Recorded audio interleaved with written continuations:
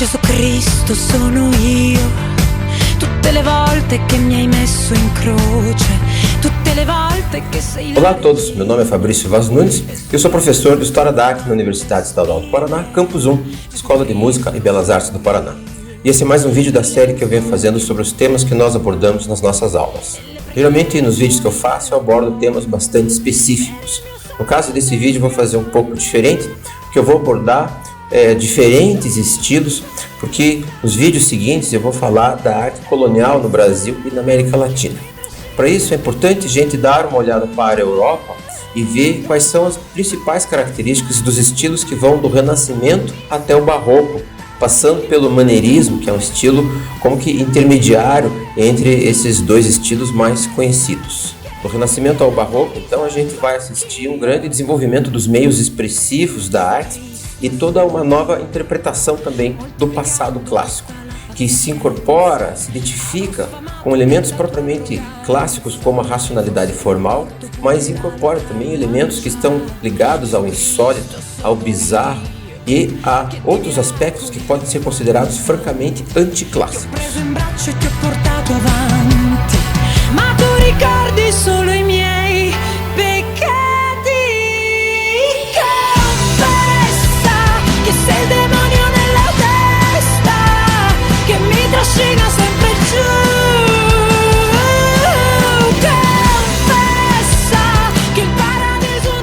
O Renascimento, esse período que provavelmente é o mais conhecido de todos da história da arte, vai ter início em Florença, a partir do início do século XV, e ele aparece como uma reação e uma renovação do estilo gótico, que então era predominante na Europa. É inclusive interessante que ele apareça na Itália, porque o estilo gótico ele é um estilo que nasce na França, e uma das questões que aparece no surgimento do Renascimento é uma posição nacionalista, uma posição de identidade das cidades italianas contra essa influência estrangeira. Note-se que já a partir do século XIV, no entanto, já haviam várias manifestações artísticas e literárias que estão formando as condições para essa renovação das artes. Nisso entra o humanismo dos poetas Petrarca e Dante, entra também o naturalismo gótico, porque na arte gótica a gente vai ter um novo interesse pela representação mais realista da natureza. E também o crescimento das classes burguesas. Todos esses são aspectos que são precursores do Renascimento. E no estilo gótico italiano já existia um interesse renovado pelo passado clássico. Vários dos artistas do período gótico italiano já se inspiravam nos sarcófagos romanos, em relíquias arqueológicas que eram encontradas e buscavam assim estabelecer a sua identidade local a partir do passado clássico. No campo das artes visuais, a grande renovação do Renascimento é a invenção da perspectiva. Essa técnica de representação da realidade foi inventada por um arquiteto chamado Filippo Brunelleschi. E é um método racional de representação da realidade tridimensional sobre uma superfície bidimensional. Masaccio será o primeiro artista a empregar a perspectiva linear em suas obras, dando início assim ao uso extensivo dessa nova linguagem visual. É preciso também ter em mente que essa linguagem visual vai ser trabalhada, incorporada de maneira muito diversa por variados artistas. E ela não vai ser de imediato reconhecida como a principal linguagem visual. Então a gente vai ter interpretações diferentes, por exemplo, na arte holandesa, diferentes técnicas de perspectiva, e é por volta do século XVI, então, que essa linguagem visual vai se tornar verdadeiramente hegemônica nas artes visuais europeias.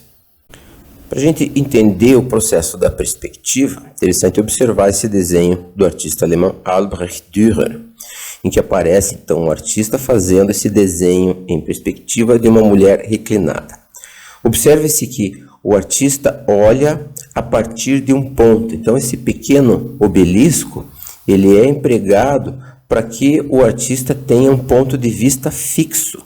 Então ele coloca o olho a uma determinada distância e observa através de uma tela quadriculada aquilo que está do outro lado, tal como é projetado então sobre esta superfície.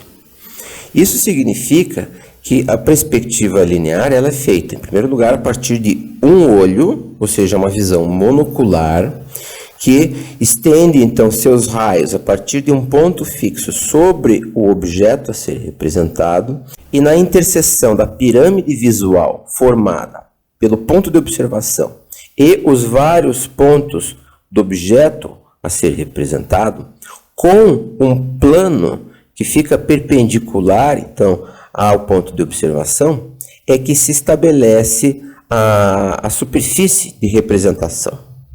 Então, a perspectiva é um método racional e geométrico e, no entanto, é um método bastante artificial. A gente está muito acostumado com a linguagem da perspectiva, porque a perspectiva ela meio que se confirma na fotografia. Porém, o olho humano funciona de maneira muito diferente.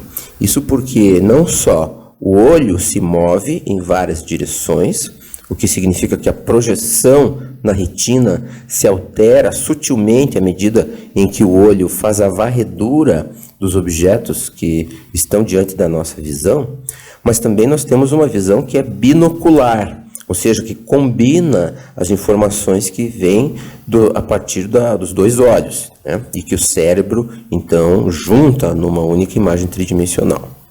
Além disso, a nossa cabeça se move e o nosso corpo se move. Nós estamos sempre em constante movimento. Assim, a perspectiva ela é um método, digamos assim, muito eficiente de representação do real, mas, por outro lado, ela submete o olhar a uma série de condições artificiais. A gente não fica observando as coisas sempre a partir de um ponto de vista fixo, com uma tela colocada de maneira imóvel. O nosso olhar sempre está em movimento. No entanto, ela vai inovar exatamente porque estabelece a visão como uma espécie de procedimento científico. Então, a representação artística ela passa a ter elementos em comum com a geometria e, portanto, com a ciência, com o pensamento racional. E isso será absolutamente decisivo para uma nova concepção da arte como uma atividade intelectual. Note-se que as atividades humanas, desde a antiguidade, eram pensadas em artes mecânicas, ou seja, uma arte que lida com a matéria e que, portanto, é de segundo nível, e as artes liberais, ou seja, as atividades das pessoas livres, que eram atividades intelectuais, como a escrita, a ciência, a matemática, a geometria. Colocando a arte em ligação direta com a geometria, a arte passa gradativamente a ser entendida como uma arte liberal, portanto, uma arte intelectual. E isso representa um avanço no estatuto do artista diante do conjunto dos conhecimentos humanos e também uma mudança no seu status social. O arquiteto que inventou essa técnica de representação, chamado Filippo Brunelleschi, foi também o que resolveu o grande problema arquitetônico do domo da Catedral de Florença. Todo esse corpo central da catedral já estava construído desde o século anterior, porém havia uma grande dificuldade para se resolver o problema deste domo, porque ele era um domo muito grande. E a técnica de construção que era empregada consistia em construir uma armação de madeira sobre a qual eram empilhadas então as pedras devidamente cortadas para dar o encaixe e depois retirava-se essa estrutura inicial. Nesse caso era impossível porque era um domo extremamente alto, extremamente grande, extremamente largo. Dizia-se então que não havia madeira suficiente na Toscana para fazer essa estrutura. Filippo Brunelleschi, então, pesquisando a forma da construção do Partenon, aquele grande edifício clássico, vai imitar e adaptar aquela técnica construtiva que consiste, na verdade, na articulação de um domo interno com um domo externo. Isso criava uma estrutura que era autoportante e que, num certo sentido, na construção, que a gente observa desse domo, em que os raios exteriores convergem para um ponto único, emprega um método que é também uma espécie de paralelo da perspectiva. O artista conhecido como Masaccio, que significa manco em italiano, foi o primeiro a empregar essa nova técnica de representação do real. E vejam que não apenas ele usa isso para representar um espaço tridimensional, mas ele usa isso para também transmitir uma ideia. No famoso afresco da Trindade, que está na igreja de Santa Maria Novella, em Florença, vejam que ele coloca a figura de Deus Pai, que sustenta os braços da cruz sobre a qual está o Cristo, e entre os dois a figura do Espírito Santo. Abaixo temos a figura da Virgem Maria e a figura de Santo André. Vejam que todas essas figuras estão colocadas dentro de uma estrutura que é um arco romano. Isso por si só já traz consigo a ideia do passado clássico, inclusive com todos os detalhes arquitetônicos, como os caixotões da abóbada de berço e os capitéis, a articulação da pilastra, a coluna com arco pleno, tudo isso que era parte efetiva da arquitetura romana. Ele cria então essa forte perspectiva, e vejam que o ponto de fuga, ou seja, o local para onde as linhas convergem, as linhas que estão indo na direção do fundo da representação, elas vão convergir praticamente na direção do chão dessa cena representada, que na igreja original, no local onde está colocada, fica mais ou menos na altura dos olhos do espectador.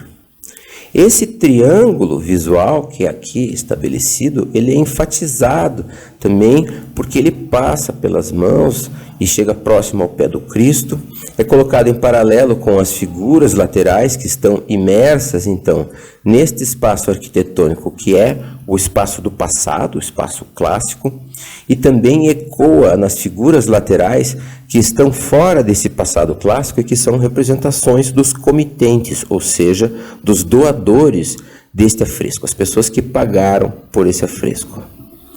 Portanto, mais do que empregar a perspectiva como método, Masaccio utiliza a perspectiva aqui como um eixo condutor visual para uma espécie de discurso visual, em que a gente percebe a figura de Deus Pai, Deus Filho e Espírito Santo como vindo através deste passado clássico e atualizando-se na figura dos doadores, trazendo os ecos então para o presente.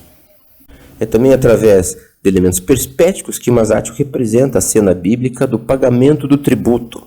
É a cena do Novo Testamento em que Cristo chega a uma cidade junto com seus apóstolos e é exigido deles por um oficial romano, por um funcionário, o pagamento de um tributo para a entrada. Cristo diz então a Pedro: Pedro, vá até aquela lagoa e pesque um peixe. Então a gente tem aqui o Cristo no centro focal da imagem, rodeado pelos discípulos que estabelecem uma espécie de semicírculo ao redor dele, e a indicação do Cristo, com o dedo apontado, faz então com que Pedro, cujo gesto ecoa o gesto do Cristo, vá até a lagoa e pesque então o peixe. Na boca do peixe ele encontra uma moeda, e é o mesmo Pedro que vemos aqui entregando então para o funcionário, o mesmo funcionário que está exigindo aqui do Cristo o pagamento do tributo. Então Pedro entrega para esse funcionário e paga a entrada dos discípulos. É nesse momento que Cristo diz então: a César o que é de César, a Deus o que é de Deus. E é muito interessante porque Masaccio centra toda a composição nessa figura bastante sólida de Cristo. É a decisão do Cristo que leva Pedro até a lagoa, e esse processo ele é conduzido por essas pequenas árvores que vão fazendo a transição perspética para o fundo. E Pedro é colocado então nesse ambiente mundano, no ambiente da cidade, enquadrado por uma perspectiva. Então a gente tem uma série de raios perspéticos que em última análise vão dar mais ou menos na região da cabeça do Cristo, que é o centro focal de toda a composição. Vejam então que a perspectiva é utilizada como uma espécie de fio condutor da narrativa bíblica. Ela racionaliza o espaço e torna esse espaço uma espécie de demonstração teológica daquilo que o artista pretende narrar.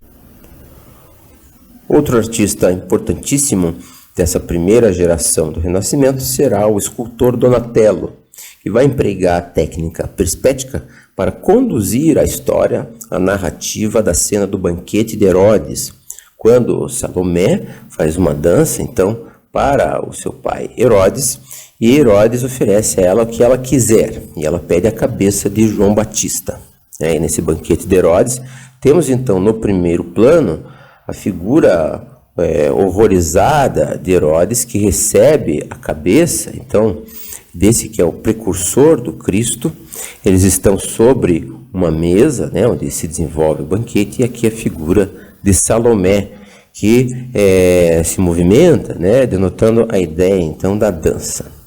Todos ficam horrorizados com essa horrenda cabeça decepada, mas o que é interessante aqui é a forma como o artista conduz a visualização. Vejam que a gente tem essa série de arcos atrás que vão definindo diferentes planos. Então a cabeça é como se estivesse sendo conduzida lá de trás. Aqui nós temos músicos que vêm entrando. A perspectiva é enfatizada nesse relevo por essas vigas de madeira que se projetam para frente. E tudo isso culmina no plano central, em que vemos, então, como que enquadrados por um quadrado que fica inscrito diagonalmente com relação aos limites do suporte, e que definem, então, de um lado a figura de Salomé e de outra a figura de Herodes, que recebe a cabeça. Vejam que essa diagonal aqui, ela estabelece então essa relação de ângulo com o braço de Salomé, que fica paralela com a figura que põe a mão no rosto, horrorizada, e tudo isso então cria esse espaço organizado, tanto em termos espaciais, como também em termos temporais, em termos dos tempos da narrativa. Os usos e as interpretações da perspectiva vão variar bastante de artista para artista neste início do Renascimento. O artista chamado Giovanni da Fiesole, mais conhecido como Fra Angelico, vai empregar a perspectiva para fazer uma construção de caráter religioso, de caráter inclusive doutrinário. Então nós temos uma grande diagonal que mostra as mãos de Deus que incidem sobre a Virgem, que recebe nesse momento a anunciação, ou seja, o momento em que o anjo vem dizer para ela que ela será a mãe do Filho de Deus, mesmo ela sendo virgem. Vejam que toda a cena aqui da anunciação em si, ela é enquadrada por uma perspectiva. Isso representa o mundo civilizado, o mundo humano e também o mundo clássico, porque temos aqui uma série de arcos que são típicos da arquitetura romana, inclusive com ornamentos clássicos que são habilmente colocados no alto, nesse friso. E tudo isso define, portanto, um mundo que é um mundo propriamente histórico. Em contraste com esse mundo construído, temos um mundo natural, o mundo, portanto, anterior à Idade Clássica, onde vemos aqui a figura deste casal. Esse casal, na verdade, é Adão e Eva, que estão sendo expulsos do paraíso, por isso que eles estão vestidos e meio que cobertos por folhas, e que representa, portanto, o pecado original.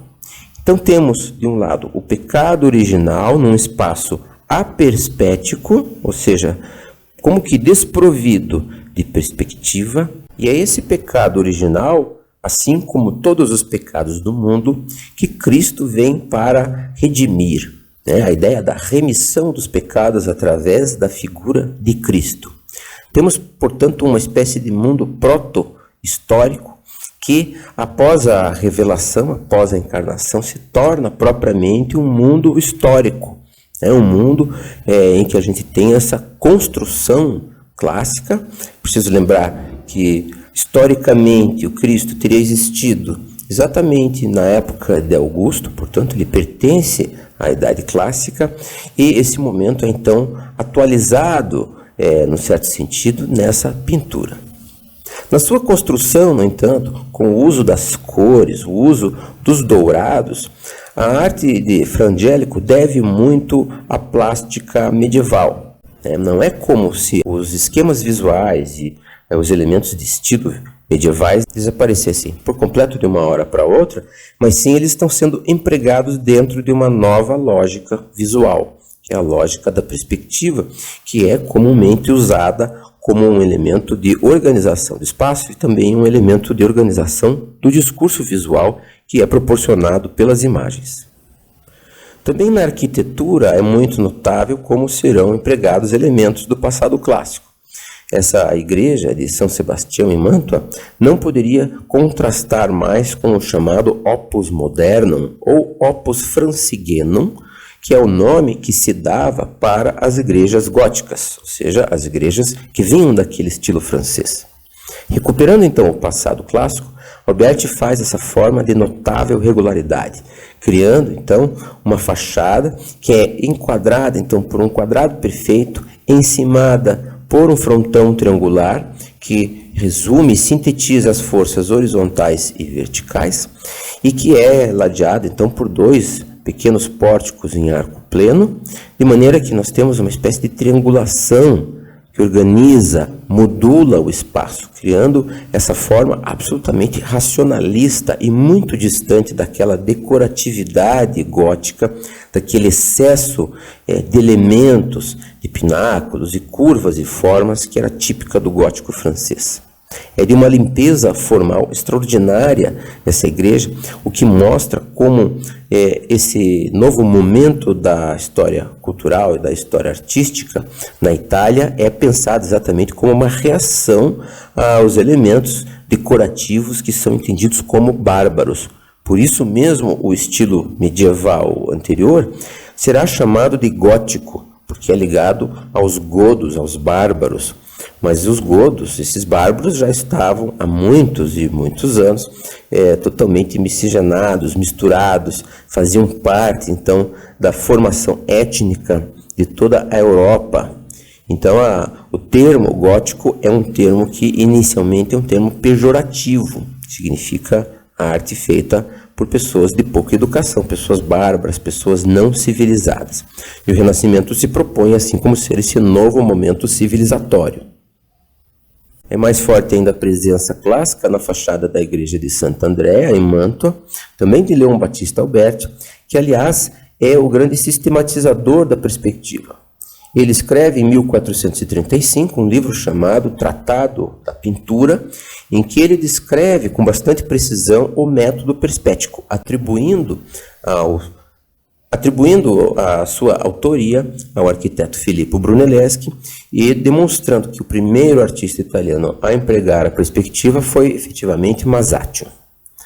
Nessa fachada de Sant'Andrea, nós temos a sensação de estar diante do afresco de Masaccio, porque temos um pórtico muito parecido, temos a presença de grandes pilastras que dividem o espaço, e toda a construção é realizada, então, nos moldes de um arco triunfal romano, contando ainda com um frontão triangular, que é um elemento que vem da cultura clássica. No interior da igreja de Sant'Andrea, essa noção perspética fica ainda mais forte, ainda mais sublinhada pela presença dessa grande abóboda de berço e que é, ainda por cima, modulada pelas diferentes cores nos caixotões, que são esses elementos quadrados, que tem um florão ao centro e que são repetidos, inclusive em cores alternadas. Isso conduz o olhar dos primeiros planos para o fundo, criando essa poderosa força perspética de atração do olhar na direção do fundo da igreja. É importante perceber, então, como a perspectiva ela é também um princípio organizador para a arquitetura do Renascimento. Ela racionaliza não apenas o espaço representado, mas também o espaço construído. Essa construção do espaço através da perspectiva será extremamente notável na obra muito famosa de Leonardo da Vinci, uma obra já vista e revista centenas e milhares de vezes e reproduzida em todos os lugares, na qual a gente pode destacar, entre seus vários elementos interessantes, a perspectiva tal como é empregada, que vem toda na direção da cabeça do Cristo. E vejam que esse triângulo perspético que dá na cabeça do Cristo, ele é ecoado também pelo triângulo que é formado pelo seu corpo, pelos seus braços, sobre a mesa. E a gente tem também 2 triângulos laterais que organizam a composição. Há toda uma série de correspondências e de relações de simetria relativa de um lado a outro. Temos de um lado os apóstolos todos espantados. Eles estão espantados porque Cristo fala aqui que um de vocês vai me trair. Então temos essa organização com as figuras mais de pé. E do outro lado temos os outros mais de pé também, e que se contrapõem a essa forma mais de triângulo.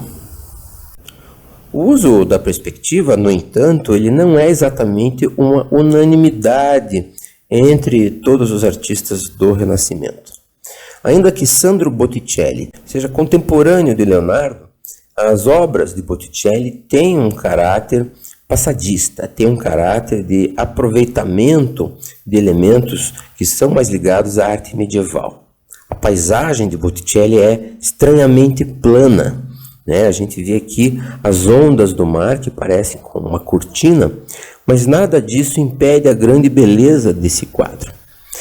Botticelli trata as figuras como elementos que parecem colados sobre uma superfície, e ainda que haja essa percepção da anatomia, uma percepção mais precisa, ligada à proporção, ligada a uma série de elementos que vêm nascendo no Renascimento, de observação do real, ele trabalha tudo no sentido de uma estilização que torna essas figuras etéreas, maiores que o real, pertencentes a um mundo de sonho, a um mundo absolutamente idealizado. A sua construção, muito embora em vários quadros de Botticelli a gente veja o uso de perspectivas, a perspectiva não constitui para ele um princípio organizador. Botticelli pensa em termos de superfície e pensa as figuras de maneira linear, dispostas sobre a superfície, mais ou menos como as letras de uma poesia se dispõem sobre a página. Esse riquíssimo momento da história da arte italiana, o Renascimento, é formado também não por apenas concordâncias, mas por vertentes paralelas, por discordâncias, por uma série de interpretações bastante diversas por parte dos diferentes artistas, que vão empregar os novos elementos trazidos pela plástica renascentista de maneiras diferentes de acordo com os seus variados objetivos poéticos e artísticos. Rafael Sanzio, que representa o momento alto, o momento clássico propriamente do Renascimento, chamado Alto Renascimento, vai usar todos os elementos que estavam dispostos, estavam à sua disposição, empregando aspectos que provêm de Leonardo e, por outro lado, provêm e dialogam com a arte de Michelangelo para criar essa arte de grande equilíbrio. Na Madonna do Prado, de 1506, ele dispõe, então, Virgem Maria, colocada como um grande triângulo que centraliza toda a composição e que se destaca contra uma paisagem que agora já é uma paisagem que conta com certas inovações que foram trazidas por Leonardo. Nomeadamente, é a grande inovação da perspectiva aérea. Então, a perspectiva linear, construída por linhas, vai se somar também à perspectiva aérea, que conta com o esmaecimento das cores, por conta da umidade do ar. Então a gente vê essas montanhas azuladas, que criam toda essa sensação de uma atmosfera mais palpável, uma atmosfera mais real, o ar se torna mais denso. E Rafael vai incorporar esses vários elementos, criando essa obra aí de grande equilíbrio visual e grande beleza. Essa composição triangular já aparecia, por exemplo, na grande obra de Michelangelo, a famosa Pietà, que é de 1499. Trata-se de uma obra de juventude de um Michelangelo notadamente clássico. Preciso perceber que nessa obra a Virgem Maria aparece como uma jovem, Ela seria a mãe desse filho de 33 anos que aparece morto sobre o seu colo, mas Michelangelo prefere representá-la no seu momento ideal, no momento de ápice da sua beleza. O Cristo aqui que cria então toda essa curva suave, aparece com esse braço tristemente caído e as pernas dobradas, é provavelmente o primeiro Cristo morto que aparece exatamente como um cadáver. Aparece com essa figura trágica e que desperta a piedade. No gesto da Virgem, esse gesto demonstrativo com essa mão estendida, ele coloca então toda essa dramaticidade da forma que é também incentivada, é também intensificada pelas pregas da veste da Virgem, assim como pelos ângulos agudos formados pelos joelhos do Cristo, pelo seu rosto que cai para trás, e todos esses aspectos que fazem dessa imagem uma imagem de pungente empatia, né? Uma imagem com a qual nós, de certa forma, nos identificamos. O mesmo Michelangelo que cria essa obra bastante clássica em 1499, no final da sua carreira, da sua longa carreira, por volta de 1535 a 1541, vai criar essa terrível figuração do juízo final. E aqui nós temos já uma mudança na orientação artística. O último Michelangelo é um Michelangelo desiludido com a sociedade humana, de maneira que o Cristo, e é notável que é um Cristo imberbe, né, mais ou menos como nas figurações clássicas do estilo paleocristão, do início do cristianismo, mas o Cristo aqui então está furibundo. É um Cristo que está agora dividindo aqueles que vão para o céu e aqueles que vão para o inferno numa atitude violenta, numa atitude raivosa. Embaixo, na seção inferior, vemos vários dos caídos, né, vários dos condenados ao inferno, literalmente apanhando de anjos e sendo agarrados por demônios nas mais variadas atitudes, num espaço que agora não é mais um espaço perspético. Muito embora tenhamos uma perspectiva e uma espécie de paisagem na seção inferior, o resto das figuras está flutuando num espaço indefinido. Essas características de indefinição, um espaço flutuante e inverossímil, serão então características muito fortes do estilo que vem em seguida, que é o chamado maneirismo. No maneirismo, que foi assim chamado porque vários artistas trabalhavam à maneira de Michelangelo, imitando algumas das suas características, a representação realista e perspética, essa representação regulada pela racionalidade, dá lugar a um mundo de insegurança, um mundo de incerteza e também de grandes experimentações artísticas. É o caso, por exemplo, do artista Jacopo Pontormo, de quem temos essa deposição da cruz, de 1528. É uma obra bastante inquietante, em que as anatomias aparecem bastante deformadas, o que já era uma característica no próprio Michelangelo, mas que aqui são levadas a uma expressividade ainda maior e ainda mais perturbadora. Nessas figuras que quase não têm peso, e ao mesmo tempo são formadas por linhas conflitantes, linhas sinuosas, que vão criando então essa grande expressividade em que mal se identifica, por exemplo, o que é a própria cor da carne dos personagens ou a cor das suas vestes. Nessa deposição da cruz, vemos também uma homenagem a Pietà do Michelangelo na figura do Cristo, com seu braço estendido e a perna dobrada, com o ângulo agudo formado pelo seu joelho.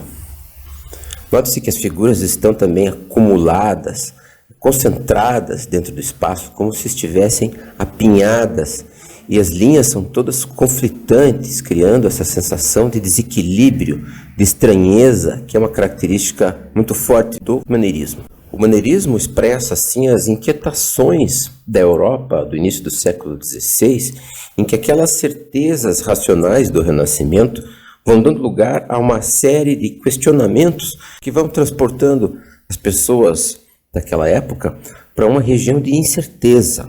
E essa incerteza era expressa, por exemplo, em obras como a de Nicolau Maquiavel, que com a sua obra O Príncipe de 1513, tece então toda uma nova teoria política marcada por um realismo brutal, ou seja, trabalhando a ideia de que o soberano não precisa ser necessariamente bom para ser politicamente eficiente, assim como também a reforma de Lutero de 1517, que estabelece grandes questionamentos sobre a fé católica, e mais adiante, a proposição de Copérnico do heliocentrismo, que fez com que as pessoas da época questionassem a centralidade do planeta no universo, fazendo com que houvesse então esse sentimento de desespero, esse sentimento de uma espécie de deslocamento do centro do mundo que é expressado nas obras de vários dos maneiristas. Outras interpretações do maneirismo são mais doces, mais suaves. É o caso de Antônio da Correggio, com essa obra chamada Júpiter e Io, que mostra então a figura do deus romano Júpiter, que é o Zeus dos gregos, materializado nessa estranha forma de nuvem que seduz então essa bela mulher que aparece nesse gozo de prazer. Correggio será também visto como um dos precursores do barroco por conta do seu uso das cores, por conta do seu uso desses esfumatos suaves, com as suaves passagens de cor e a preeminência da pincelada. Em Correggio também vemos essa valorização de um aspecto da estética maneirista, que é essa deformação estilizada dos corpos. Essas mulheres grandes, com seus pequenos e delicados pés e mãos, serão objeto da atenção erótica dos artistas maneiristas, criando então esses novos padrões estéticos. Outros artistas do maneirismo vão numa direção que para nós soa totalmente bizarra e estranha. É o caso de Parmigianino, esse jovem artista que cria então essa estranha Madonna do colo longo, em que nós vemos a figura da Mãe de Cristo com esse comprido pescoço, essa mão estilizada com seus dedos suaves, colocada numa paisagem bastante inverossímil, com essa estranha coluna que para nós parece uma chaminé de fábrica e que segura um bebê que parece francamente alienígena, com suas estranhas proporções. Vejam-se que não temos também certeza se a Madonna está sentada ou está levantando. Essa flutuação da forma, essa indefinição dos elementos, colocados então nessas relações bastante contraditórias em termos espaciais, será uma marca muito forte do maneirismo italiano. Um exemplo dessa desarticulação é essa figura estranha de um sábio antigo que segura um pergaminho e que é colocado numa escala totalmente diferente, como se fosse colado sobre a tela e vindo de uma outra imagem. Essa desarticulação relativa dos elementos será superada na época barroca, em que há, em primeiro lugar, um certo retorno aos ideais mais clássicos, mas em segundo lugar, o surgimento de uma nova expressividade que, em termos visuais, é baseada na mancha e na eficiência expressiva da cor. Os grandes precursores do maneirismo serão os irmãos Carracci, do qual vemos aqui a obra de Annibale Carracci, com essa aparição da Virgem a São Lucas e Santa Catarina. O outro precursor será Caravaggio, do qual veremos uma obra em seguida. Mas já em Carracci podemos perceber esse uso expressivo e emocionado dos gestos e das atitudes que são impulsionados por essa nova abordagem dos elementos cromáticos. Vejam que os dois santos, então, que estão diante dessa aparição da Virgem, estabelecem relações com o próprio espectador. Analisando a imagem dos seus elementos na parte inferior, percebemos em primeiro lugar a presença de uma paleta, o que demonstra que faz referência à figura de São Lucas como tendo sido aquele que primeiro pintou a imagem de Cristo. São Lucas, então, é o patrono dos pintores, tanto que os pintores na Itália, eles eram parte, eles tinham que pertencer à corporação de ofício chamada Guilda de São Lucas.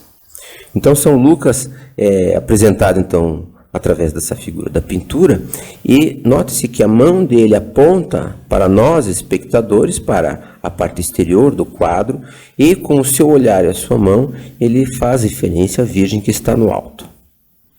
Através de uma série de pinceladas bastante sutis e fluidas, nós temos uma passagem bastante forte dos primeiros planos para os últimos planos da pintura. Isso também favorece esse movimento que vai do exterior do quadro, da região onde nós, espectadores, estamos situados, para o interior do quadro. Também Santa Catarina, aqui colocada, ela olha para baixo, olha para os espectadores e com sua mão aponta para cima e para o fundo do quadro. Segundo o grande historiador da arte Heinrich Wölfflin, nos seus conceitos fundamentais da arte, o barroco tem uma postura diante da construção da imagem radicalmente diferente do Renascimento. Para Wölfflin, o Renascimento realiza as obras através de uma concepção linear, baseada na linha, no desenho e em planos que são bastante bem definidos. Já o barroco seria uma arte pictórica, baseada na mancha e que cria esse movimento em espiral que se direciona na direção do fundo do quadro, fazendo com que os planos sejam menos definidos e mais fluidos, valorizando, portanto, o movimento espacial. Sobre eles vemos essa figura liricamente concebida da Virgem que segura de maneira muito doce o menino Jesus e fica apoiada sobre essas nuvens, inclusive apoiando-se com os pés sobre as cabeças desses querubins que são representados como pequenas cabecinhas com asas. A arte barroca cria, assim, uma verdadeira máquina de convencimento e de sedução do espectador, propiciando assim um maior envolvimento dele com relação à obra. No barroco nós temos essa articulação muito orgânica entre todos os elementos do quadro e com o uso da cor e da iluminação temos então uma espécie de retórica visual que busca atrair e, em certo sentido, seduzir o espectador e convencê-lo das verdades da fé católica. O barroco surge também em certa medida por conta da Reforma Tridentina, que foi o conjunto de doutrinas criadas no Concílio de Trento e que buscavam combater as novas posições teológicas propiciadas pelos protestantes. Então o Concílio de Trento vai tentar criar também uma nova função para as imagens religiosas no sentido de atrair e manter os cristãos naquela que era entendida a verdadeira fé, a fé católica. No contexto da pintura religiosa desse início do século XVII, poucos pintores são tão impressionantes quanto Michelangelo da Caravaggio, do qual vemos essa vocação de São Mateus. Trata-se de uma obra que usa dos elementos ligados à luz para conduzir a narrativa religiosa. Vejam-se que, segundo a Bíblia, São Mateus era um coletor de impostos, portanto era entendido como alguém que só pensava em dinheiro. Então ele está em meio aqui apontando para si mesmo, em meio aos seus colegas que estão apenas preocupados com o dinheiro, e de repente entra Cristo acompanhado de São Pedro e aponta para ele. Na Bíblia diz que Cristo disse para Mateus: levanta-te e vem. Com essas simples palavras, ele tirava então Mateus dessa vida ligada aos bens materiais, trazendo então para uma prática espiritual, para uma prática que no quadro aparece na forma dessa luz que surge lá de cima. E vejam-se que é uma luz, num certo sentido, natural. Não é uma luz que emana do Cristo, mas sim a iluminação presente na natureza, presente no ambiente, que simboliza então esse chamado na direção do espiritual. Caravaggio vai introduzir também um novo realismo na pintura. Vejam que a figura de Pedro é a figura de um pobre pescador. Eles entram também descalços. O Cristo é uma figura simples e bonita e sem os ornamentos, com uma pequena auréola que apenas o distingue sutilmente dos demais humanos. E todas as figuras que estão ao redor de São Mateus estão usando as roupas típicas da época de Caravaggio. Ele atualiza, assim, essa história bíblica, trazendo-a para o seu presente e trazendo consigo esses elementos de realismo bastante brutal, bastante desprovido de enfeites, o que oferece, então, uma nova visão, uma nova proposta para as figurações de caráter religioso. Essas inovações de Caravaggio são exemplarmente demonstradas no seu sensacional Sepultamento de Cristo, de 1603. Nele vemos então todo o uso da luz e da cor para proporcionar toda essa força expressiva que é dada então pelas expressões dolorosas da Virgem Maria, da Madalena e dos apóstolos que estão depositando esse corpo, o corpo sagrado de Cristo, que é mostrado exatamente como um cadáver desfalecido. Nota-se o peso, o esforço que todos eles fazem, a disposição das figuras que criam então essa espécie de leque de elementos visuais, e o corpo do Cristo com seu braço estendido, que também faz referência àquele braço estendido da Pietà de Michelangelo. Sob o corpo de Cristo, nós temos a figura da lápide, que mostra então essa ideia da morte como esse elemento frio, gelado, com essa terrível aresta iluminada que conduz então numa linha imaginária até o nó da sua veste, a mão que pousa suavemente sobre o dorso, sobre o abdômen do Cristo, a expressão dolorosa desse apóstolo, que é simplesmente um pescador. Vejam-se os seus pés rudes, então, postados sobre essa lápide, e ainda por cima as pequenas plantas que nascem lá embaixo, mostrando uma pequena esperança de vida. Com todos esses elementos expressivos e a forma da condução, da composição das figuras, Caravaggio se coloca assim como um dos grandes precursores do estilo emocionado e expressivo que será típico da arte barroca. Com o seu uso também dos tons escuros, o chamado tenebrismo, Caravaggio será uma grande influência para muitos artistas em toda a Europa. Essa influência chegará também à Espanha, com esse artista chamado José de Ribera, de quem temos São Pedro em Penitência, em que São Pedro é colocado como esse velho, muito expressivo, colocado sobre um fundo totalmente negro e observando, olhando para cima como quem espera a salvação, ou como quem contempla uma visão de Deus, de Jesus, essa visão do sobrenatural.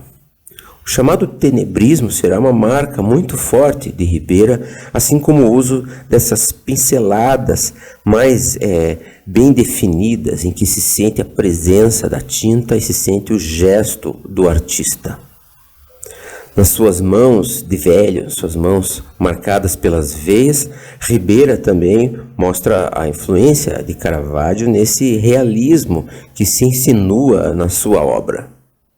Esses elementos que são retóricos, de emoção, vão se fazer presentes em várias das obras, como, por exemplo, no pintor Francisco de Zurbarán, outro representante do estilo barroco na pintura espanhola, de quem temos essa Imaculada Conceição. Veja-se que ela aparece flutuando agora num espaço bastante indefinido, no qual se veem também elementos simbólicos colocados ao redor dela. Nessas nuvens muito coloridas, vemos essa figura de uma jovem que poderia ser uma camponesa na época, mas que porém se destaca nessa figuração sobrenatural, com essa eloquente manifestação da luz e da cor através do manto dela, que se destaca contra essa iluminação que vem por trás do quadro. Esse misticismo da pintura espanhola será muito marcado também em toda a cultura ibérica, e isso será transportado para a arte das colônias.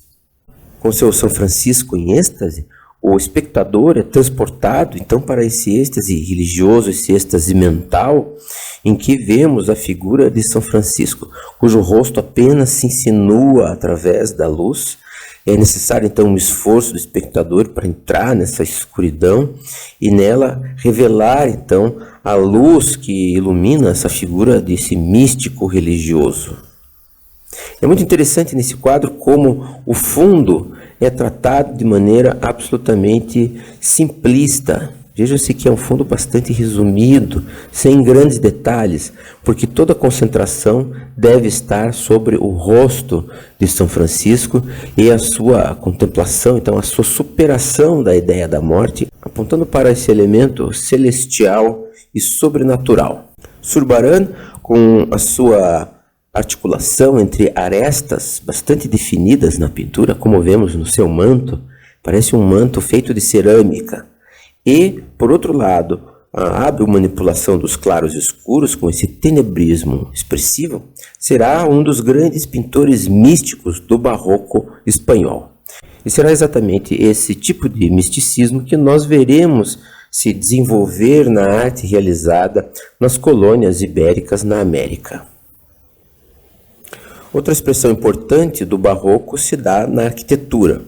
Essa igreja, conhecida como Il Gesù, ou seja, a igreja de Jesus, que foi construída em Roma entre 1568 e 1580. Os arquitetos eram Giacomo da Vignola e Giacomo della Porta. Esse edifício não se trata de um exemplar propriamente barroco, mas sim um exemplar maneirista.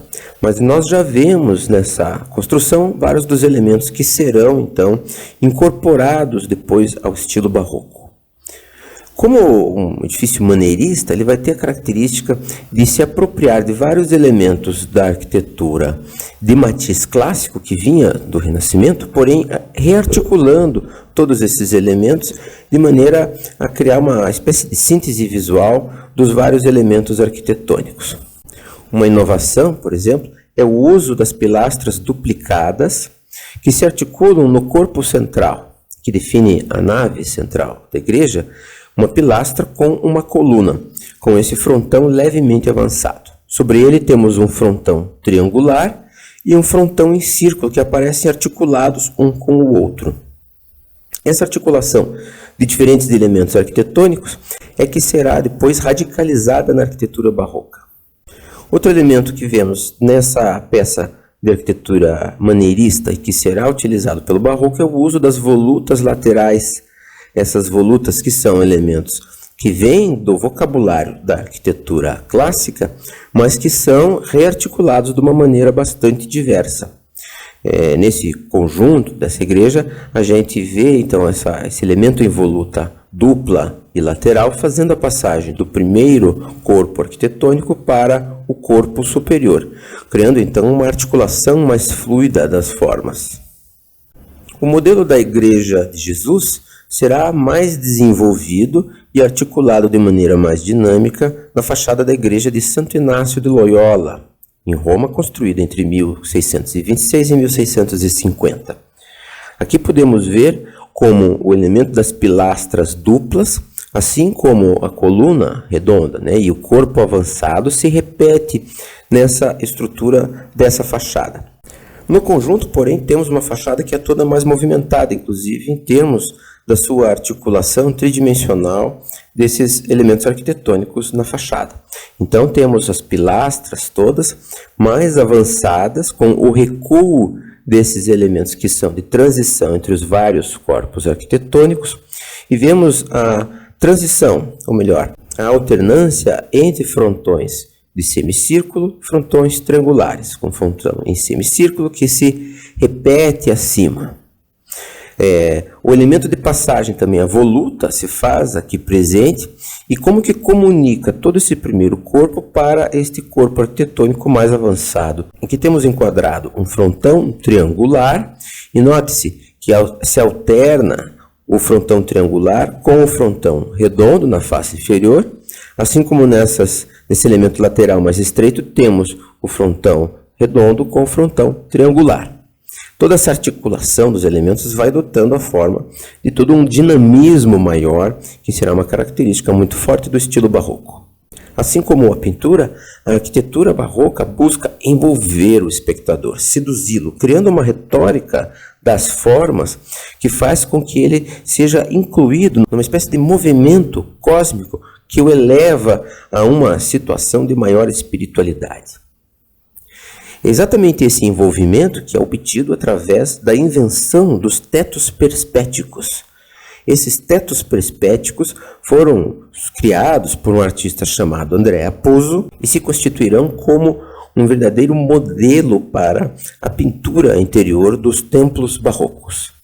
Então nós vemos nessa igreja aqui esse teto que é pintado e que cria toda uma sensação de avanço no espaço. Então o espectador olha para cima e vê o prédio continuar com todas as colunas, todos os elementos arquitetônicos sendo impulsionados para cima e dando acesso então a esse movimento cósmico das nuvens lá em cima, onde se vê ao centro a figura do Cristo que segura a cruz. Na lateral vemos a figura do próprio Santo Inácio de Loyola, que está sendo então elevado aos céus em meio a todo esse turbilhão de formas. O barroco busca integrar os elementos num movimento cósmico total e também integrar os vários elementos políticos e também da evangelização do mundo dentro das suas obras. Por isso, nessa obra temos também a representação dos vários continentes que estão sendo cristianizados através desse esforço que vem se constituindo desde o Concílio de Trento. Diante do avanço protestante, era necessário cristianizar a Ásia, por exemplo, aqui representada com um camelo e figuras vestidas com turbantes, numa representação bastante estereotipada do mundo asiático. Ou então a África, que aparece aqui também, representada com seus animais e suas figuras etnicamente definidas. Em cima temos também a América e a Europa. Todos esses continentes, então, seriam cristianizados nessa grande obra que conduz para o paraíso, que conduz para o céu. Outra invenção muito interessante desse teto é a cúpula falsa. Então, há uma cúpula pintada, né? Isso aqui é plano, na verdade, e Andrea Pozzo constrói, então, essa representação de uma cúpula ilusionística. Esse elemento da ilusão e da sedução das formas será também uma marca muito forte do barroco. Um grande artista do barroco romano será Gian Lorenzo Bernini, que criará, entre outras várias obras, o baldaquino da igreja de São Pedro. E esse baldaquino é muito interessante porque nós vemos aqui não apenas o uso desse movimento dinâmico das formas, com essas colunas torcidas, as colunas salomônicas que se desenvolvem para o alto e que serão muito empregadas no barroco latino-americano como um todo, especialmente no barroco no Brasil, mas também vemos a tendência do barroco a imitar materiais em outros. Então temos aqui esses elementos, essa sanefa que seria de tecido, mas que é feita aqui em bronze. Toda essa movimentação dramática e frenética dos elementos, os materiais fingidos, tecido feito de bronze reproduzindo plantas, anjos, criando então toda essa verdadeira sinfonia de sensações, é muito típica do barroco. O barroco cria, assim, uma espécie de interpretação quase dramática, no sentido do teatral, criando esses grandes cenários que envolvem o espectador em toda a sua magia, em toda essa retórica visual.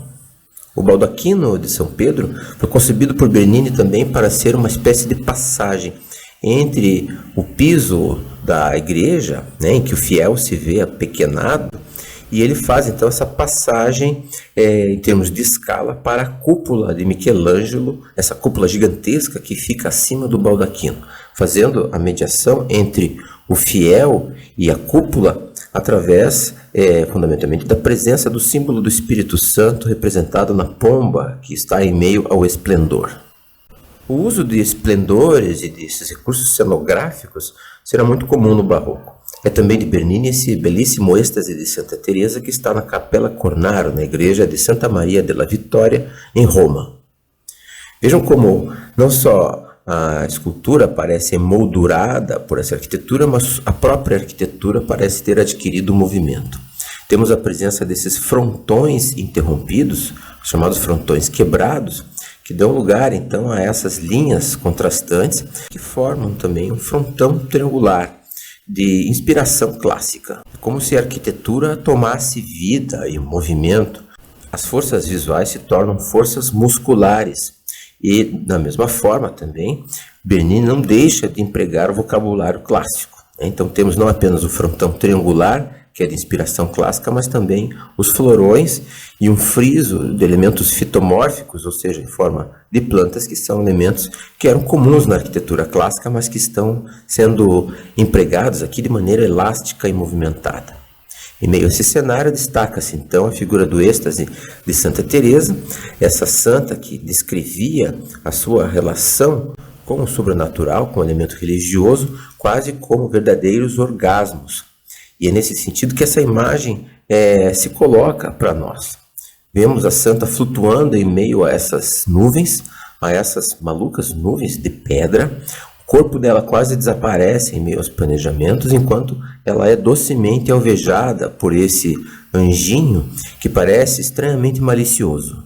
Toda a movimentação, a relação entre o anjo e a santa parece uma relação de sedução, em que as massas do corpo dela contrastam então com o gesto do anjo, que segura docemente essa flecha e parece contemplá-la com uma expressão de grande prazer.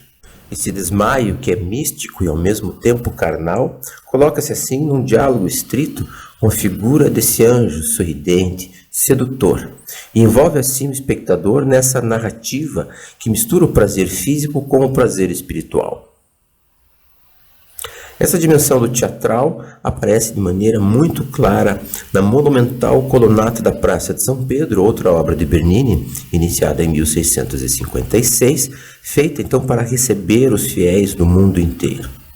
O fiel que entra na Praça de São Pedro se vê dentro desse imenso espaço elíptico, no qual nenhum ponto de vista é exatamente igual ao outro.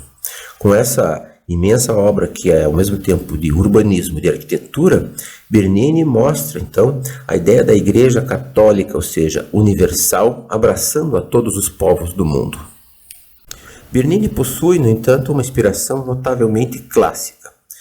Era seu contemporâneo outro arquiteto chamado Francesco Borromini. Não só era contemporâneo, como era também seu inimigo declarado.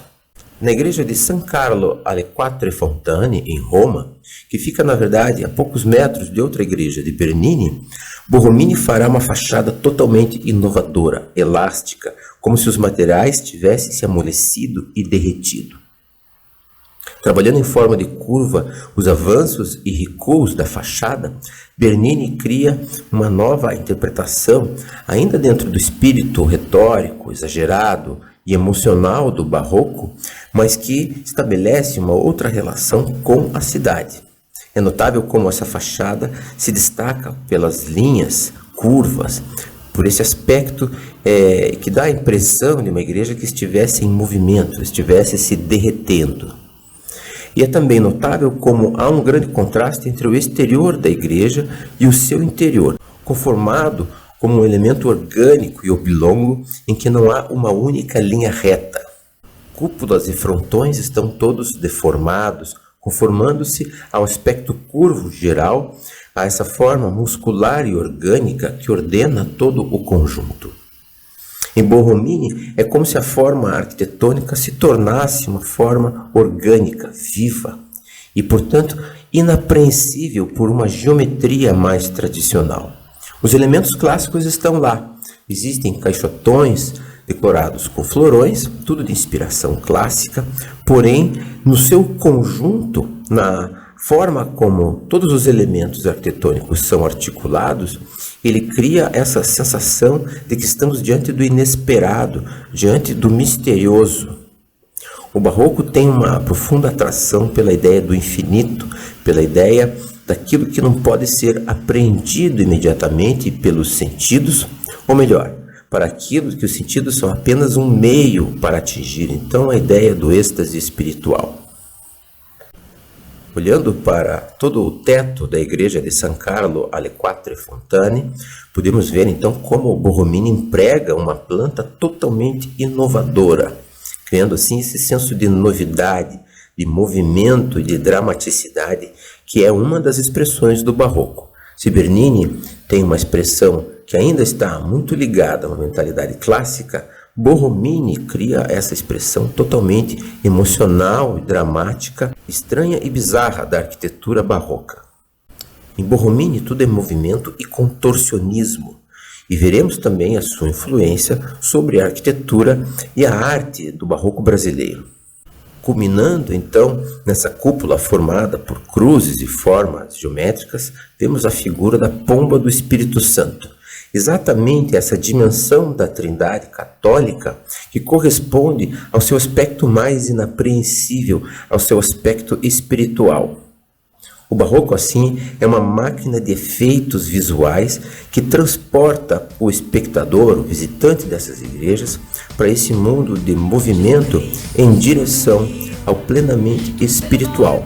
Mas é um plenamente espiritual que é obtido e conquistado através dos meios sensoriais, desses meios sedutores, misteriosos, e que fazem, então, o visitante, o espectador dessas obras, verdadeiramente parte dessa religião que pretende exatamente seduzir e conquistar não apenas os povos da Europa, mas também os povos da América e do mundo todo.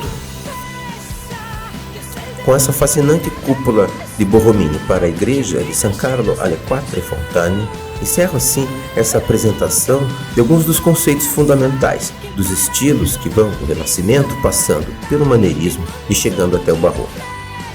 Agradeço a todos pela audiência, desejo a todos sorte, felicidades, saúde e até a próxima. Gesù Cristo sono io, moltiplicando tutta la pazienza, avrò sfamato della tua arroganza, forse ti porto pure l'altra guancia.